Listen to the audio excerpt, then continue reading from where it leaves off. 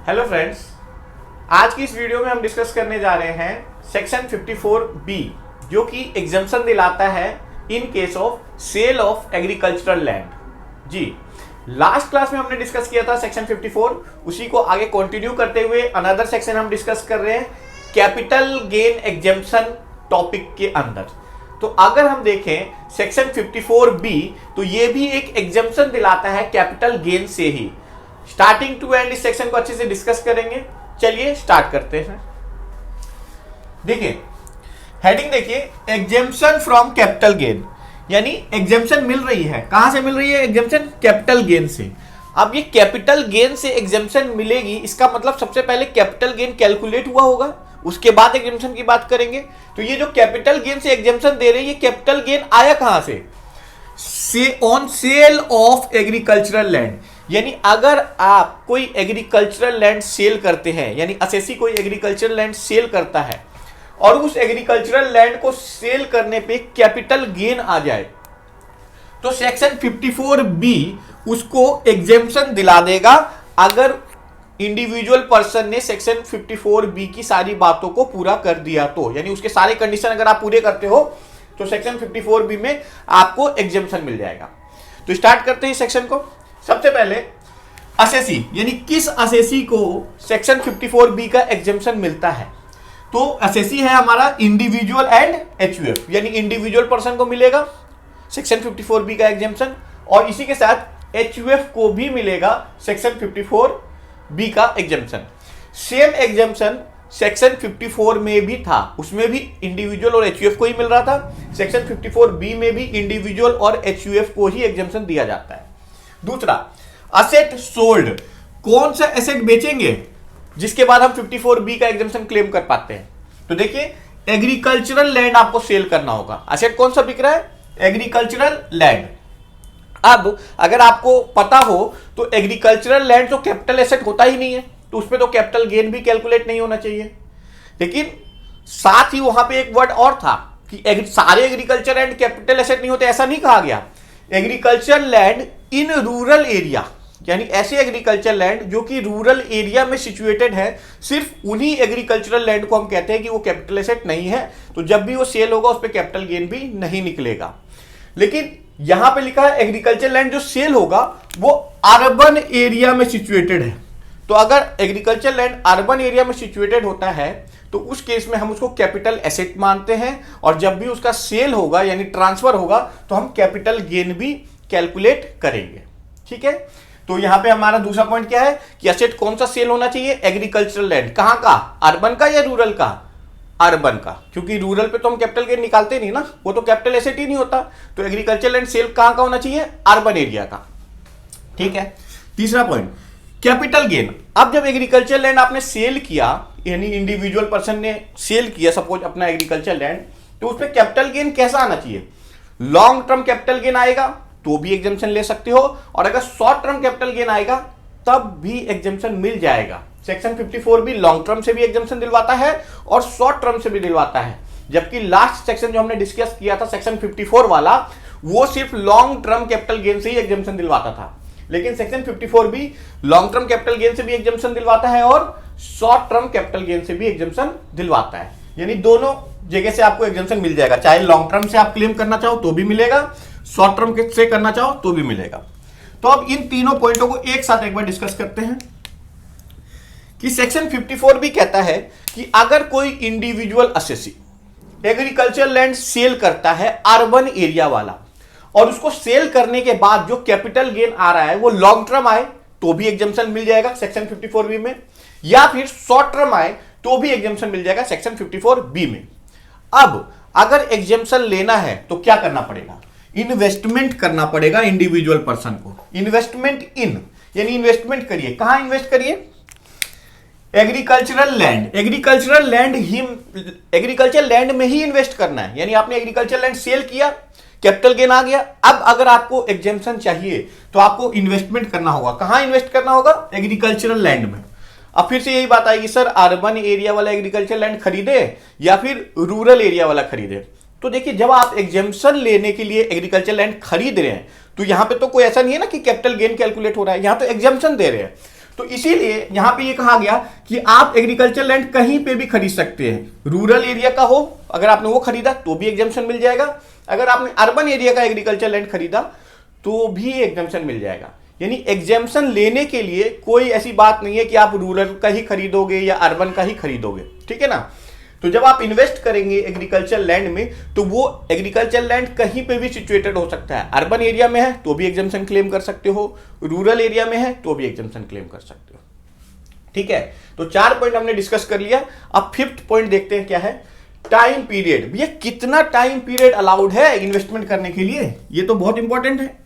ठीक है, हम इन्वेस्टमेंट तो कर देंगे एग्रीकल्चर लैंड में, लेकिन क्या कोई टाइम पीरियड बताया गया है कि कितने टाइम में हमें इन्वेस्टमेंट करना है एग्जम्पशन लेने के लिए? तो जी बिल्कुल बताया गया है। अगर आप एग्रीकल्चर लैंड खरीदना चाहते हैं तो सेक्शन 54B कहता है आपको मिलेंगे 2 ईयर्स, 2 साल के अंदर अंदर आपको एग्रीकल्चर लैंड खरीदना होगा अगर आप एग्जम्पशन लेना चाहते हो। सर ये 2 साल कहां से स्टार्ट होगा? डेट ऑफ ट्रांसफर से। डेट ऑफ ट्रांसफर मतलब date of cell.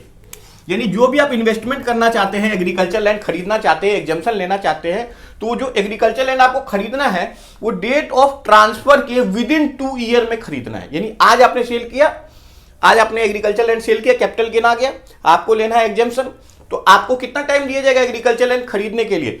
Date of cell से 2 ईयर्स तक का समय दिया जाएगा। डेट ऑफ सेल से, डेट ऑफ ट्रांसफर से कितना टाइम दिया जाएगा? 2 साल। यानी 2 साल के अंदर अंदर आप एग्रीकल्चर लैंड खरीद लो तो आपको क्या होगा? सेक्शन 54B का एग्जम्पशन मिल जाएगा। अब एग्जम्पशन, सर ये एग्जम्पशन मिलेगा कितना? ठीक है, हमने एग्रीकल्चर लैंड भी खरीद लिया, मिलेगा कितना एग्जम्पशन? तो देखिए यहां पे लिखा गया कि एग्जम्पशन उतना ही मिलेगा जितना आप इन्वेस्ट करते हो, लेकिन कैपिटल गेन से ज्यादा नहीं मिल सकता। एग्जम्पशन कभी भी कैपिटल गेन से ज्यादा थोड़ी ना मिलेगा। तो जितना आप अमाउंट इन्वेस्ट करते हो उतना, या फिर maximum up to the amount of capital gain. इसी को दूसरी तरीके से ऐसे लिख सकते हैं हम कि जितना अमाउंट आपने इन्वेस्ट किया वो लिख लीजिए, इसको कंपेयर करिए। अगर लॉन्ग टर्म कैपिटल गेन है तो लॉन्ग टर्म कैपिटल गेन लिखिए, या फिर शॉर्ट टर्म कैपिटल गेन है तो शॉर्ट टर्म कैपिटल गेन लिखिए, और दोनों को कंपेयर करके दोनों में जो भी कम है, which ever is less, WEL का मतलब विच एवर इज लेस, तो दोनों में जो भी कम है उतना अमाउंट एग्जम्पशन मिल जाएगा। चलिए एग्जांपल लेते हैं।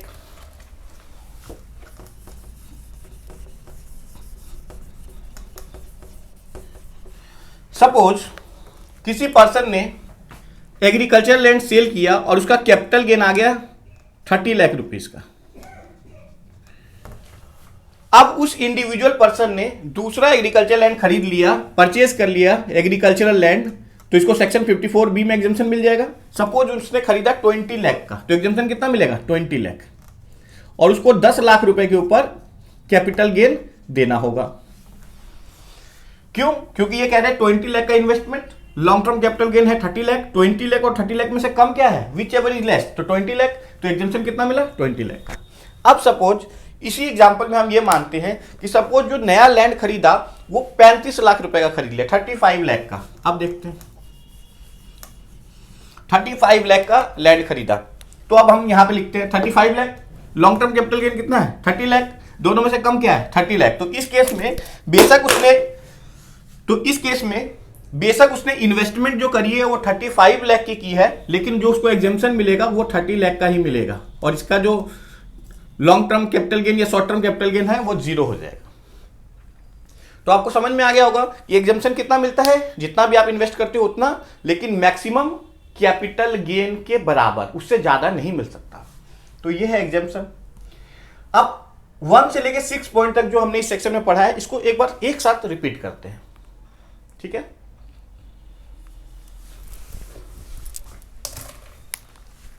देखिए सेक्शन 54B सिर्फ इंडिविजुअल और HUF को ही एग्जम्पशन दिलाता है। इंडिविजुअल और HUF एग्रीकल्चरल लैंड अगर सेल करते हैं, और वो एग्रीकल्चर लैंड कहां सिचुएटेड होना चाहिए? अर्बन एरिया में, क्योंकि अगर ये रूरल एरिया में सिचुएटेड होता तब तो कैपिटल गेन कैलकुलेट ही नहीं होता, फिर एग्जम्पशन की बात ही नहीं आती।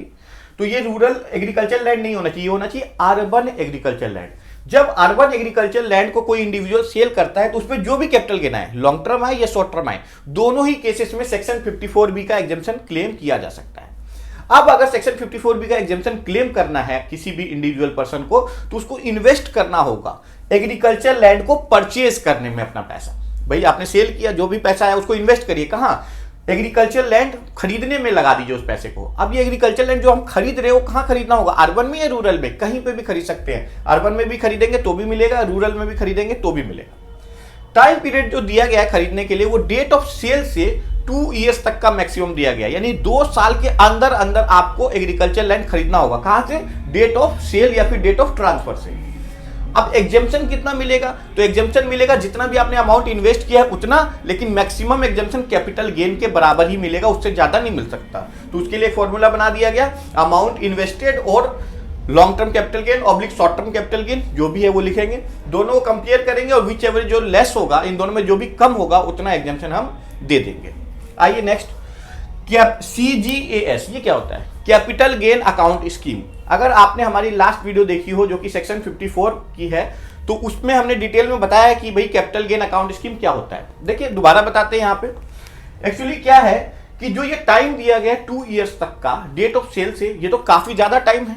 2 साल तक डेट अभी हमने सेल किया, इससे 2 साल तक का टाइम दे दिया एसएससी को कि आप इन्वेस्ट कर लेना। लेकिन एक्चुअल में एसएससी को जो इनकम टैक्स की रिटर्न है वो तो ड्यू डेट तक ही फाइल करनी होती है। सपोज एक एग्जांपल लेके समझते हैं इसको कि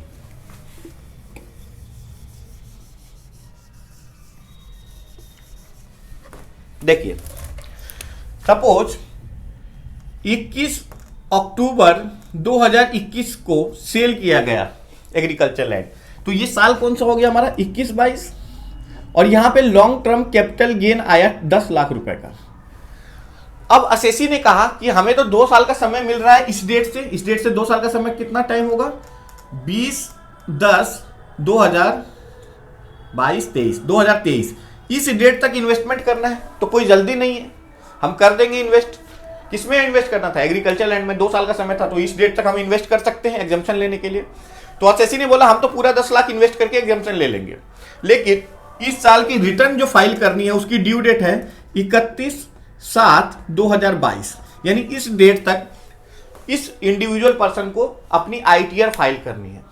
तो जब ये आईटीआर फाइल करेगा तो क्या उसमें 10 लाख रुपए ये माइनस कर लेगा, एग्जाम्पशन ले लेगा? तो आंसर है नहीं, ऐसे कैसे ले सकता है? इन्वेस्टमेंट तो अभी करी नहीं, तो एग्जाम्पशन कैसे मिल जाएगा? लेकिन एसएससी ये कह रहा है कि भाई हमें तो 2 साल का समय दिया गया है और मैं कर दूंगा, ये गारंटी है कि मैं कर दूंगा। लेकिन सिर्फ उसकी बात पे तो नहीं मान सकते ना कि भाई उसने कह दिया कि अभी 2 साल का टाइम है तो हम कर देंगे, अभी मैं पूरा एग्जाम्पशन क्लेम कर लेता हूं, ऐसा तो नहीं है। तो इसीलिए यहां पे एक प्रोविजन बनाया गया कि टाइम तो 2 साल का ही है, टाइम 2 साल का ही दिया है गवर्नमेंट ने, लेकिन इस डेट तक एक्चुअल में इन्वेस्टमेंट या तो आपने कर दिया तब तो ले लो एग्जाम्पशन, लेकिन अगर इस डेट तक आपने इन्वेस्टमेंट नहीं करी तो बहुत प्रॉब्लम लगती थी कि एग्जाम्पशन दे कि ना दे। तो उसी इशू को रिजॉल्व करने के लिए एक अकाउंट बनाया गया जिसका नाम है कैपिटल गेन अकाउंट स्कीम 1988। तो ये capital gain account scheme applicable है इस केस में। एप्लीकेबल है मतलब एक कैपिटल गेन अकाउंट स्कीम के नाम से एक अकाउंट खुलेगा, किसी भी नेशनलाइज्ड बैंक में आप खुलवा सकते हैं, और उस अकाउंट में रिटर्न फाइलिंग डेट से पहले पहले जो कि है 31 July of the assessment year की 31 जुलाई तक, तो उस अकाउंट में आप जितना भी पैसा डिपॉजिट कर देंगे गवर्नमेंट ये मान लेगी कि आपने उतना पैसा इन्वेस्ट कर दिया एग्रीकल्चरल लैंड खरीदने में और आपको एग्जेम्पशन दे दिया जाएगा। बाद में आपकी ये ड्यूटी है कि ये जो टाइम दिया गया आपको, इस टाइम के अंदर ही उस पैसे को आप उस अकाउंट से निकाले, एक बार डिपॉजिट करके एग्जेम्पशन ले लिया, फिर आप बाद में उस पैसे को विड्रॉ करें और एग्रीकल्चरल लैंड खरीद ले। अगर आपने उस पैसे को उस अकाउंट से विड्रॉ किया, क्योंकि आपका पैसा आपका अकाउंट आप विड्रॉ कर सकते हो, विड्रॉ किया, लेकिन जिस पर्पस के लिए वो एग्जेम्पशन दिया गया था यानी परचेज ऑफ एग्रीकल्चरल लैंड, वो ना करके आपने उस पैसे को कहीं दूसरी जगह इस्तेमाल कर लिया, यूज कर लिया, तो हम कहेंगे कि आपने उस पैसे का मिस यूटिलाइज किया है या फिर गलत इस्तेमाल किया है। तो अगर कोई एसएससी उस अकाउंट से बाद में पैसा विड्रॉ करता है एग्जाम्पशन लेने के बाद और उसको इंटेंडेड पर्पस के लिए यूज नहीं करता, इंटेंडेड पर्पस के लिए मतलब जिस पर्पस के लिए आपको एग्जाम्पशन दिया गया था उस पर्पस में यूज ना करके किसी दूसरे पर्पस में यूज करता है, तो हम कहते हैं कि एसएससी ने उस अमाउंट का मिस यूटिलाइज किया। कितना अमाउंट का? जितना भी विड्रॉ होगा उतना अमाउंट का। मान लो 10 लाख डिपॉजिट करके 10 लाख का एग्जाम्पशन लिया, विड्रॉ किया 2 लाख रुपए, और 2 लाख रुपए इसने कहीं बिजनेस में यूज कर लिया, जबकि करना क्या चाहिए था? एग्रीकल्चर लैंड खरीदने में यूज, लेकिन क्या किया? बिजनेस में यूज कर लिया। तो उस केस में मिस यूटिलाइज अमाउंट जो होगा वो 2 लाख रुपीस होगा। अब अगर कोई भी असेसी ऐसा करता है तो उस केस में जितना पैसा भी वो मिस यूटिलाइज करेगा वो पैसा दोबारा से या तो लॉन्ग टर्म कैपिटल गेन बन जाएगा या फिर शॉर्ट टर्म कैपिटल गेन बन जाएगा। किस साल में? जिस भी साल में, इन दैट ईयर, जिस भी साल में पैसे का मिस यूटिलाइज किया गया। यानी अगर कोई individual person capital gain account में पैसा डिपॉजिट करता है ड्यू डेट तक और एग्जाम्पशन ले लेता है अपनी आईटीआर में, एग्जाम्पशन मिल गया उसको, बाद में उसने उस पैसे को विड्रॉ करा और उसका मिस यूटिलाइज किया, तो जिस भी साल में वो विड्रॉ करके इंडिविजुअल पर्सन मिस यूटिलाइज करेगा उस पैसे को, वो पैसा दोबारा से लॉन्ग टर्म कैपिटल गेन या फिर शॉर्ट टर्म कैपिटल गेन बन जाएगा और इंडिविजुअल पर्सन को उस पर टैक्स पे करना होगा। अब ये बात आती है कि sir long term capital gain बनेगा या शॉर्ट टर्म, ये हमें कैसे पता चलेगा? तो देखिए, जो ओरिजिनल कैपिटल गेन है जिससे आपने एग्जेम्पशन क्लेम किया है सेक्शन 54B का, अगर वो लॉन्ग टर्म है तो ये पैसा भी लॉन्ग टर्म बन जाएगा। और उसी तरीके से अगर original capital gain short term capital gain है जिससे इंडिविजुअल पर्सन ने एग्जेम्पशन लिया है तो ये पैसा भी बन जाएगा शॉर्ट टर्म कैपिटल गेन।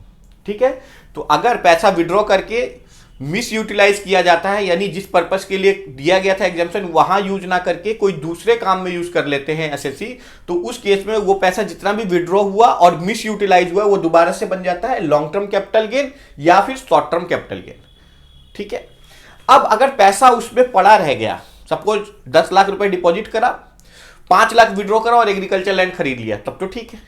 लेकिन एग्जाम्पशन कितना लिया था हमने? 10 लाख रुपीज का। यूज कितना किया? 5 लाख। किस चीज में यूज किया? एग्रीकल्चर लैंड में यूज किया। लेकिन अभी भी तो 5 लाख रुपए पड़ा हुआ है अकाउंट में जी। और वेट करते रहे और ये वाली डेट निकल गई, 20 अक्टूबर 2023 की डेट निकल गई और वो 5 लाख अकाउंट में ही पड़ा रह गया। तो उस पैसे को जो कि यूज नहीं हुआ प्रिस्क्राइब्ड टाइम में, यानी प्रिस्क्राइब्ड टाइम मतलब जितना टाइम आपको अलाउड था उस टाइम में अगर आपने जो पैसा यूज नहीं किया, उस पैसे को हम कहते हैं अनयूटिलाइज अमाउंट। और अनयूटिलाइज अमाउंट भी जैसे ही टाइम पूरा होता है, यानी जो भी प्रिस्क्राइब्ड टाइम है वो एक्सपायर होता है, वो unutilise amount long term capital gain बन जाएगा या फिर शॉर्ट टर्म कैपिटल गेन बन जाएगा। तो वही लिखा हुआ है कि अगर मिस यूटिलाइज का तो बता ही दिया था, अगर अनयूटिलाइज रह गया अमाउंट पड़ा रह गया अकाउंट में और टाइम एक्सपायर हो गया, तो उस केस में दोबारा से ये पैसा लॉन्ग टर्म कैपिटल गेन या फिर शॉर्ट टर्म कैपिटल गेन बन जाता है after expiry of prescribed time. तो जो भी प्रिस्क्राइब्ड टाइम है जो कि 2 इयर्स का है, जैसे ही वो 2 इयर्स एक्सपायर हो जाएंगे और अगर किसी इंडिविजुअल पर्सन ने कैपिटल गेन अकाउंट स्कीम में पैसा पड़ा ही रहने दिया, यूज नहीं किया, तो वो पैसा दोबारा से क्या बन जाएगा? लॉन्ग टर्म कैपिटल गेन या फिर शॉर्ट टर्म कैपिटल गेन। ठीक है जी, तो ये हो गया। अब जो आपने एसेट खरीदा, कौन सा एसेट खरीदा था? Agriculture land. क्यों खरीदा था? एग्जाम्पशन लेने के लिए। बिल्कुल सही बात है। तो वो जो एसेट खरीद के आपने एग्जाम्पशन लिया, गवर्नमेंट ने उस पर एक लिमिट लगा दी कि आप उस नए एसेट को, जो आपने लैंड खरीद के एग्जाम्पशन लिया है, उसको आप सेल नहीं कर सकते। कितने टाइम तक सेल नहीं कर सकते? 3 साल तक।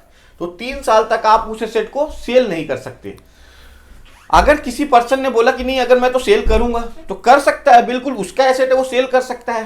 तो उसको नुकसान क्या होगा? नुकसान ये होगा कि जो भी गवर्नमेंट ने आपको एग्जेम्पशन दिया था, इनकम टैक्स डिपार्टमेंट ने आपको जो एग्जेम्पशन दिया था, अगर आपने उस एसेट को 3 साल से पहले बेच दिया तो वो एग्जेम्पशन आपसे विड्रॉ कर लिया जाएगा। ठीक है, तो अगर कोई भी पर्सन जो एसेट खरीद के एग्जेम्पशन ले रहा है, जैसे यहां पे कौन सा एसेट खरीद रहा है? एग्रीकल्चर लैंड खरीदा, एग्जेम्पशन ले लिया अंडर सेक्शन 54B। ठीक है, तो उसने अपना टैक्स बचा लिया एग्जेम्पशन लेके।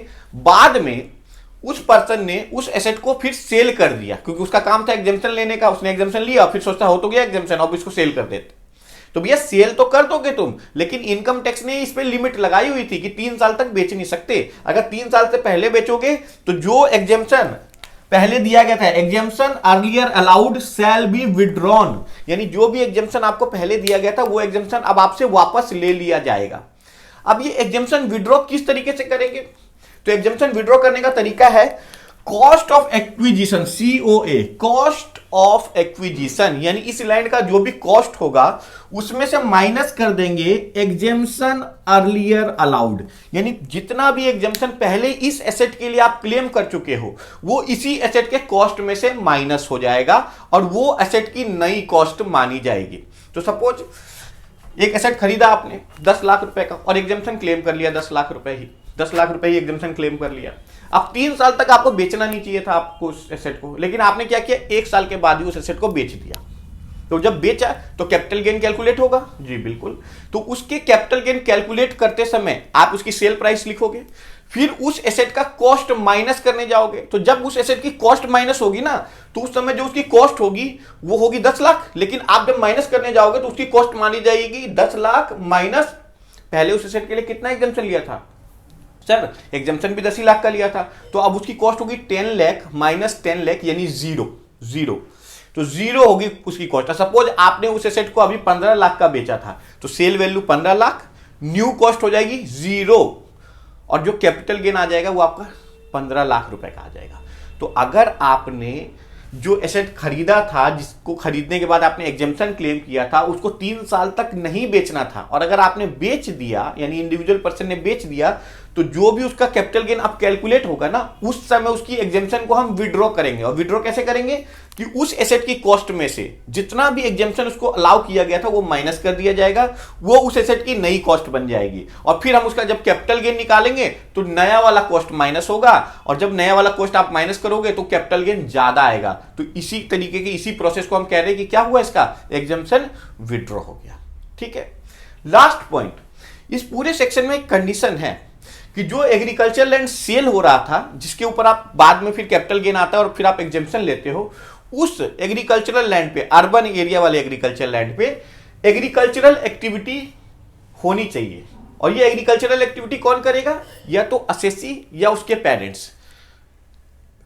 2 ईयर्स तक मिनिमम होना चाहिए immediately preceding the date of transfer, कि जैसे सेल हुआ है ना, उसके पिछले 2 साल पे, मिनिमम 2 साल पे कम से कम उस पर एग्रीकल्चरल एक्टिविटी होनी चाहिए। या तो असेसी खुद एग्रीकल्चरल कर रहा हो, या फिर उसके पेरेंट्स उस एग्रीकल्चर लैंड पे एग्रीकल्चरल एक्टिविटी कर रहे हो। तो ये एक कंडीशन है जो कि कंप्लीट होगा तो ही ये सेक्शन 54 भी अप्लाई होगा। यानी जो लैंड सेल हो रहा है, अर्बन एरिया वाला एग्रीकल्चर लैंड जो सेल हो रहा है, जिसपे कैपिटल गेन निकलता है और आप एग्जेम्पशन क्लेम करते हो, उस एग्रीकल्चरल लैंड पे एग्रीकल्चरल एक्टिविटी परफॉर्म की जानी चाहिए आइदर बाय द एसएससी और by his parents for at least 2 year immediately preceding the date of transfer, यानी जो भी डेट ऑफ ट्रांसफर है उससे पिछले 2 साल पे उस लैंड के ऊपर एग्रीकल्चरल एक्टिविटी परफॉर्म होनी चाहिए, या तो असेसी के द्वारा या उसके पेरेंट्स के द्वारा। तो ये एक प्री कंडीशन है इस सेक्शन की।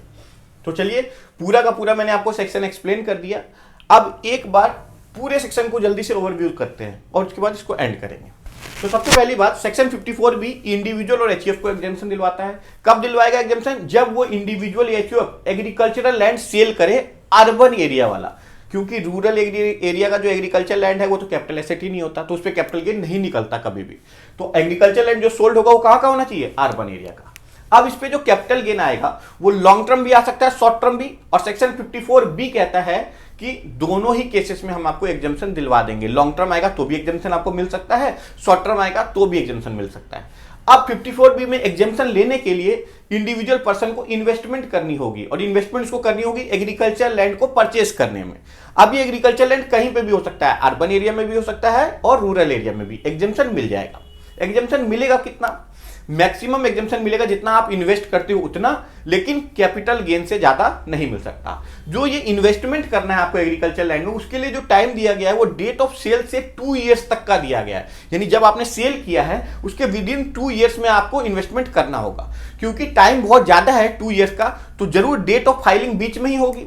तो डेट ऑफ फाइलिंग आ जाएगी बीच में, तो क्या होगा कि एक्चुअल आपने इन्वेस्टमेंट तो अभी किया नहीं, क्योंकि अभी आपने खरीदा नहीं एग्रीकल्चर, आप तो कह रहे हैं 2 साल तक आपके पास टाइम है, तो वो डिस्प्यूट ना हो, इसीलिए कैपिटल गेन अकाउंट स्कीम का एक कंसेप्ट आपको अलाउ किया गया इस सेक्शन में। कहा गया है कि अगर आप रिटर्न फाइलिंग डेट तक एक्चुअल इन्वेस्टमेंट करते हो तब तो बात खत्म हो गई, तब तो आप एग्जेम्पशन ले लो। लेकिन अगर नहीं कर पाते और आपके पास टाइम है 2 ईयर्स तक का, जो आप बाद में कर सकते हो, तो उस केस में आपको एक नेशनलाइज्ड बैंक में अकाउंट खुलवाना होगा जिसका नाम होगा कैपिटल गेन अकाउंट स्कीम। और उसमें जितना भी पैसा आप डिपॉजिट कर देंगे रिटर्न फाइलिंग डेट से पहले, ये मान लिया जाएगा कि आपने वो इन्वेस्टमेंट कर दिया, और ये मानते हुए आपको एग्जेम्पशन दे दिया जाएगा। बाद में उस पैसे को आपको यूटिलाइज करना चाहिए एग्रीकल्चर लैंड खरीदने में। लेकिन अगर इंडिविजुअल पर्सन उस पैसे को विड्रॉ करता है और उस पर्पज में यूज ना करके किसी दूसरी जगह यूज कर लेता है, तो हम कहते हैं कि उस पैसे का पर्सन ने क्या किया है, मिस यूटिलाइज किया है। और जिस भी साल इंडिविजुअल पर्सन उस पैसे का मिस यूटिलाइज करेगा, ये पैसा वापस लॉन्ग टर्म कैपिटल गेन या फिर शॉर्ट टर्म कैपिटल गेन बन जाएगा। अगर ये पैसा यूटिलाइज ही नहीं हो पाया और टाइम जो 2 साल का था वो निकल गया, तो उस केस में हम कहते हैं कि ये पैसा अनयूटिलाइज रह गया, और अनयूटिलाइज अमाउंट जितना भी रह जाएगा वो दोबारा से लॉन्ग टर्म कैपिटल गेन या फिर शॉर्ट टर्म कैपिटल गेन बन जाएगा। साथ ही ये भी कहा गया कि जो आप एसेट खरीद रहे हैं एग्जम्पशन लेने के लिए सेक्शन 54B में, उसको आप सेल नहीं कर सकते एटलीस्ट 3 इयर्स तक, 3 साल तक आप उसको सेल नहीं कर सकते।